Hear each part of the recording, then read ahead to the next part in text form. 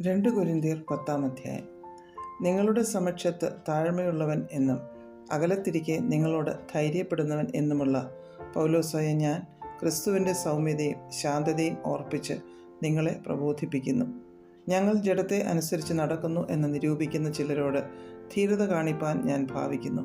ഞാൻ നിങ്ങളുടെ അടുക്കൽ വരുമ്പോൾ അങ്ങനെ ഖണ്ഡിതമായ ധൈര്യം കാണിപ്പാൻ ഇടവരരുത് എന്ന് അപേക്ഷിക്കുന്നു.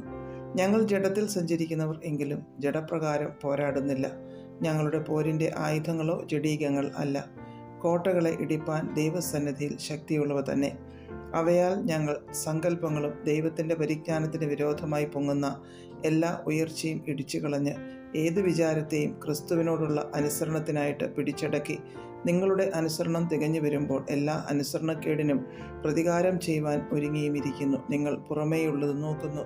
താൻ ക്രിസ്തുവിനുള്ളവനെന്ന് ഒരുത്തൻ ഉറച്ചിരിക്കുന്നു എങ്കിൽ അവൻ ക്രിസ്തുവിനുള്ളവൻ എന്ന പോലെ ഞങ്ങളും ക്രിസ്തുവിനുള്ളവർ എന്ന് അവൻ പിന്നെയും നിരൂപിക്കട്ടെ. നിങ്ങളെ ഇടിച്ചു കളവാനല്ല, പണിവാനത്രേ കർത്താവ് ഞങ്ങൾക്ക് തന്ന അധികാരത്തെക്കുറിച്ച് ഒന്നും അധികം പ്രശംസിച്ചാലും ഞാൻ ലജ്ജിച്ചു പോകയില്ല. ഞാൻ ലേഖനങ്ങളെ കൊണ്ട് നിങ്ങളെ പേടിപ്പിക്കുന്നു എന്ന് തോന്നരുത്. അവൻ്റെ ലേഖനങ്ങൾ ഘനവും ഊറ്റവുമുള്ളവ തന്നെ. ശരീരസന്നിധിയോ ബലഹീനവും വാക്ക് നിന്ദ്യവുമത്രയെന്ന് ചിലർ പറയുന്നുവല്ലോ.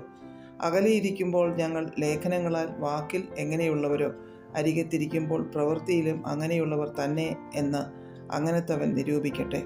തങ്ങളെ തന്നെ ശ്ലാഘിക്കുന്ന ചിലരോട് ഞങ്ങളെ തന്നെ ചേർത്തൊരുമിപ്പാനോ ഉപമിപ്പാനോ തുനിയുന്നില്ല. അവർ തങ്ങളാൽ തന്നെ തങ്ങളെ അളക്കുകയും തങ്ങളോട് തന്നെ തങ്ങളെ ഉപമിക്കുകയും ചെയ്യുന്നത് കൊണ്ട് തിരിച്ചറിവുള്ളവരല്ല. ഞങ്ങളോ അളവില്ലാത്തവണ്ണമല്ല, നിങ്ങളുടെ അടുക്കളയോളം എത്തുമാറ് ദൈവം ഞങ്ങൾക്ക് അളന്നു തന്ന അതിരിൻ്റെ അളവിന് ഒത്തവണ്ണം അത്രേ പ്രശംസിക്കുന്നത്.